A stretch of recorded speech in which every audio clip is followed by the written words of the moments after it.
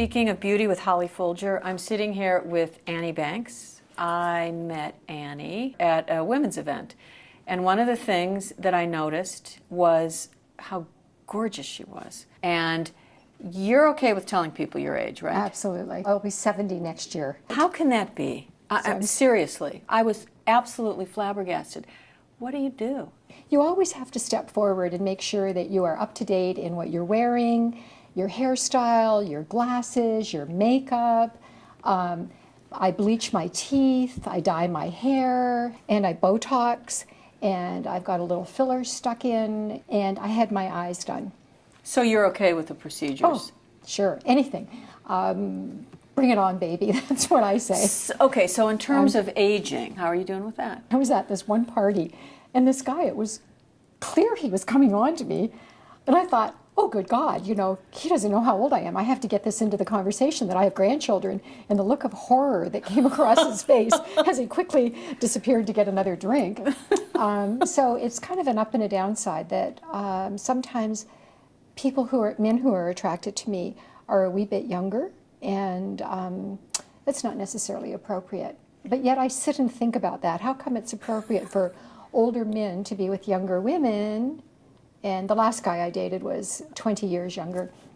And how come my friends are going, ugh, what? You have more dates than most women I know. Do you see how beautiful you are? I didn't, but this was in the 70s, and I was working at the Faculty of Dentistry at University of Toronto. And I had forgotten something in my locker, and I was standing at the top of the stairs in the foyer, and all the dental students were down there. And it's all guys in that time. There weren't any women at all that were in dentistry, just in dental hygiene. And there was a hush that came over the lobby, and they were all looking in my direction. And I thought, oh, what are they? And I turned around, and it was me. And I went home, and I looked in the mirror, and I was really studying myself and thinking, oh, really?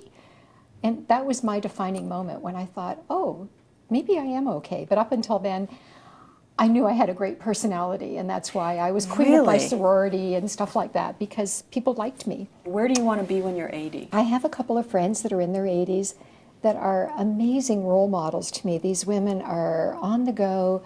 They have full-time practices in what they're doing, go to Europe every summer. One of them had a boyfriend who was 17 years younger. And, you know, life can be good. Did you pick a word that you think describes yourself? Graceful. Because I thought that that also embraced your heart and giving. You are a role model for me about aging gracefully. Not only aging gracefully, but having fun. Many people, I realize, are, and especially in these terrifically sad economic times when people don't have what they thought they would have. So what? It's an adventure. Who cares? How many toilets can you use at one time? I no longer have my big house on Rodeo and the help and the... Who cares? I'm free. If you could talk to the women out there and talk to them about aging, what would you say to them? I would say embrace your life. Every day you wake to the great unknown. There's so many gifts, and there are the gifts that you have within yourself that I know that you know what they are, but you've decided to think something different. No, embrace who you are. Be alive. Enjoy every moment. Anne, thank you so much for being here. I really appreciate it.